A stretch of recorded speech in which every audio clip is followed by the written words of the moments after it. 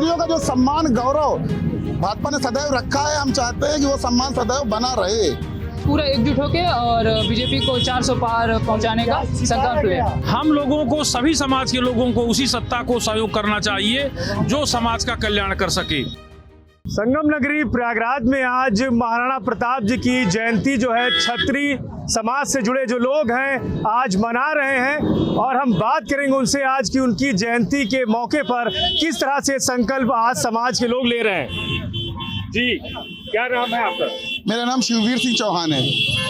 आज जयंती के मौके पे क्या संकल्प लिया गया आप लोगों की तरफ? देखिए, आज महाराणा प्रताप जी की जयंती है, उसके ऊपर हम लोगों ने संकल्प लिया है कि हम लोग महाराणा प्रताप जी के आदर्शों पे चलेंगे और सभी सर्व समाज को जोड़कर चलेंगे ताकि एक समाज के अच्छे समाज की नींव रखी जा सके।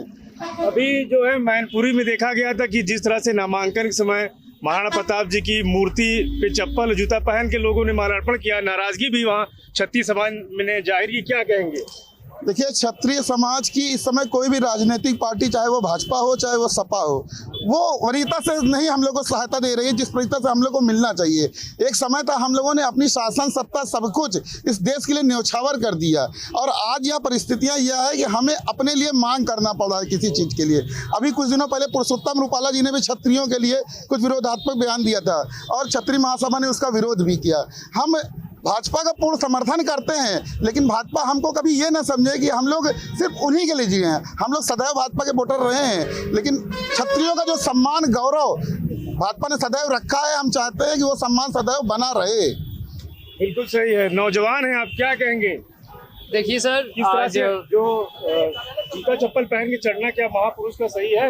नहीं, ये तो बिल्कुल हमारे स्वाभिमान के साथ खिलवाड़ हुआ है और जहाँ से बात ये है कि उनकी प्रवृत्ति यही है, उन्हीं की नहीं, उनके जितने भी कुछ समर्थन है जो इसी प्रकार की प्रवृत्ति रखते हैं। हम सरकार से कुछ नहीं मांगते हैं, बस हम सरकार से यही मांगते हैं कि हमारा स्वाभिमान बचा रहे। ना ही सरकार से आरक्षण मांगते हैं, ना ही हमने इतने बलिदान दिया, आज तक हमने कुछ नहीं कहा सरकार से। बस हम चाहते हैं कि हमारा स्वाभिमान बचा रहे, बाकी हम आगे अपना कार्य करते रहेंगे।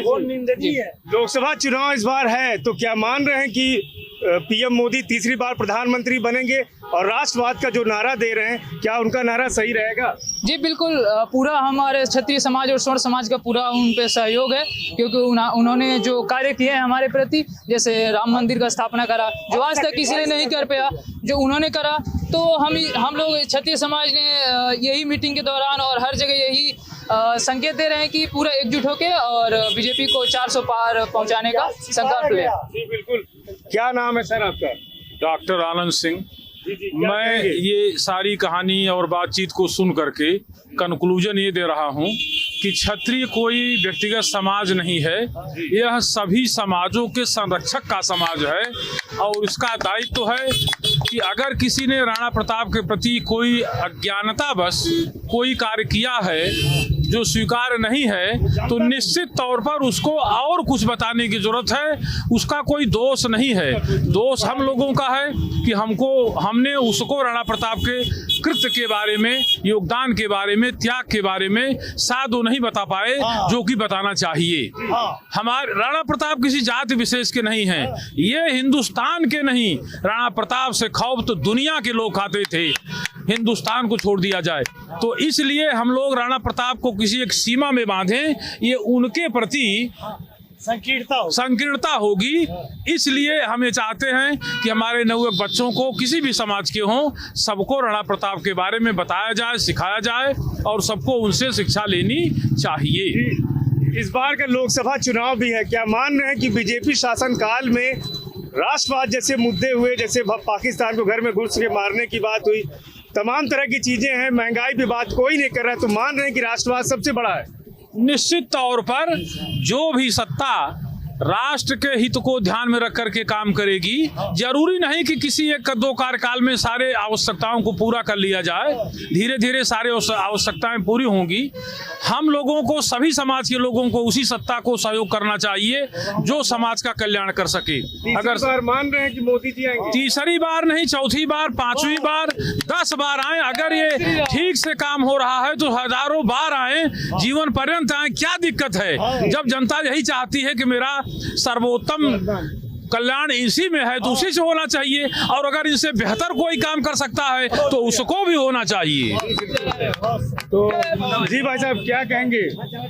कि भाई चुनाव का तो माहौल चल ही रहा है, ठीक है भाजपा सरकार, लेकिन जिसे भाजपा के एक प्रत्याशी पुरुषोत्तम रूपाला ने जो बयान दिया उसका क्षत्रिय समाज घोर निंदा करता है, और इस क्षत्रिय समाज की मांग है उनके ऊपर कार्रवाई होनी चाहिए। लोकसभा चुनाव चल रहा है, प्रयागराज में भी आप देख रहे हैं, तो क्या मान रहे हैं कि इस बार जो इंडिया गठबंधन के लोग दावेदारी कर रहे हैं और बीजेपी राष्ट्रवाद की बात कर रही है, महंगाई के मुद्दे किनारे कर दिए गए, आपका क्या मानना है? सबसे बड़ी स्वस्थ लोकतंत्र के लिए मजबूत विपक्ष का होना बहुत आवश्यक है, लेकिन ये हमारा दुर्भाग्य है कि विपक्ष रह ही नहीं गया। अगर मान लीजिए अगर हम इंडिया गठबंधन को समर्थन भी करते हैं तो वहाँ तो हर साल यही चुनाव होगा कि प्रधानमंत्री बनेगा कौन। कम से कम भाजपा एक प्रधानमंत्री पद का चेहरा लेके चल रही है, वो हमारे वो है प्रधानमंत्री पद का वो दावेदार है, लेकिन यह है कि उनसे कम से कम बार बार ये चुनाव की अपेक्षा तो नहीं रहेगी, 5 साल बहुमत सरकार चलेगी, जिससे वो अपना निर्णय लेने में स्वतंत्र रहेगी। कोई आपको आज इनकी जयंती है महाराणा प्रताप जी की, कोई मांग है सरकार से कि इनके लिए भी कुछ होना चाहिए आपके समाज? इनका इस समाज के लिए, सर्व समाज के लिए बहुत बड़ा योगदान है। इनके इतिहास में बदलाव होना चाहिए, इनका जो सही इतिहास है वो पढ़ाया जाना चाहिए, लोगों को बताया जाना चाहिए। वामपंथी इतिहासकारों का जो इतिहास लिखा गया है वो टोटल सर्वथा गलत है। बिल्कुल सर, क्या नाम है सर आपका? ओपी सिंह हमारा नाम है। क्या कहेंगे आज जयंती के अवसर पे आपके समाज सभी लोग इकट्ठा हैं, इस क्या संकल्प महान लेंगे? पुरुष के जयंती पर जी। हम यही कहना चाहते हैं कि जब हम लोग आज 5, 6, 7, 8 में पढ़ते थे तो राणा प्रताप जी के जो है बहुत बड़ा जो है कथा वीरता का कहानी आता था। वो वीरता की कहानी आज कहीं दिखाई नहीं दे रहा है जी। और धीरे धीरे जो इस देश को पूरा जो है अपनी कुर्बानी कर दिए, ऐसे लोगों का नाम जो है लुप्त होता जा रहा है, बताया नहीं जा रहा है इतिहास में कि आने वाली पीढ़ी हम जो है वो याद करे। ये बहुत जरूरी है, ये क्षत्रिय समाज मांग कर रहा है कि ऐसे महापुरुषों को हर किताब में वो कविता दिया जाए ताकि आने वाली पीढ़ी हमारे याद करे और सम्मानित इनके सम्मान मिले। बिल्कुल। अच्छा, क्या ये नौजवान है अपने, क्या कौन सी क्या है कोई कविता? देखिए, महाराणा प्रताप जयंती के पे मैं एक कविता बोलना चाहूँगा कि भगवान शिव नहीं होते तो कैलाश नहीं होता, राम नहीं होते तो हनुमान दास नहीं होता, अरे ये सूरज नहीं होता तो प्रकाश नहीं होता, सच्चाई नहीं होती तो विश्वास नहीं होता, अध्यक्ष जी अगर राजपूत ही नहीं होते तो इतिहास नहीं होता। बस। और एक और कहूँगा कि वीरों के वंश ने जन्म लिया, माँ का एहसान मानता हूँ, सतियों की संतान हूँ मैं, स्वाभिमान जानता हूँ, किए थे जौहर देखो वो बलिदान मानता हूँ, राजपूत हूँ महाराणा को भगवान मानता हूँ, जय भवानी जय श्री राम जय महाराणा। तो ये राजपूत समाज से जुड़े लोग थे जो आज महाराणा प्रताप की जयंती के मौके पर सभी क्षत्रिय समाज के लोग आज मौजूद रहे और महाराणा प्रताप जी की शौर्यता, वीरता और जो उनका साहस था, उनके बलिदान को लोगों ने आज उनकी जयंती पे याद किया है और एक संकल्प लिया गया है। और इस बार के 2024 लोकसभा चुनाव में क्षत्रिय समाज एक अहम भूमिका निभाएगा और ऐसे में आज हमारी जो चुनावी चौपाल थी, आज महाराणा प्रताप जी की जयंती के मौके पर क्षत्रिय समाज के जरिए ये जानने की कोशिश की गई। शेष यूपी के लिए प्रयागराज से पवन देव। उत्तर प्रदेश की हर खबर से अपडेट रहने के लिए श्रेष्ठ यूपी को करें सब्सक्राइब, बेल आइकन दबाएं और देखते रहें श्रेष्ठ यूपी।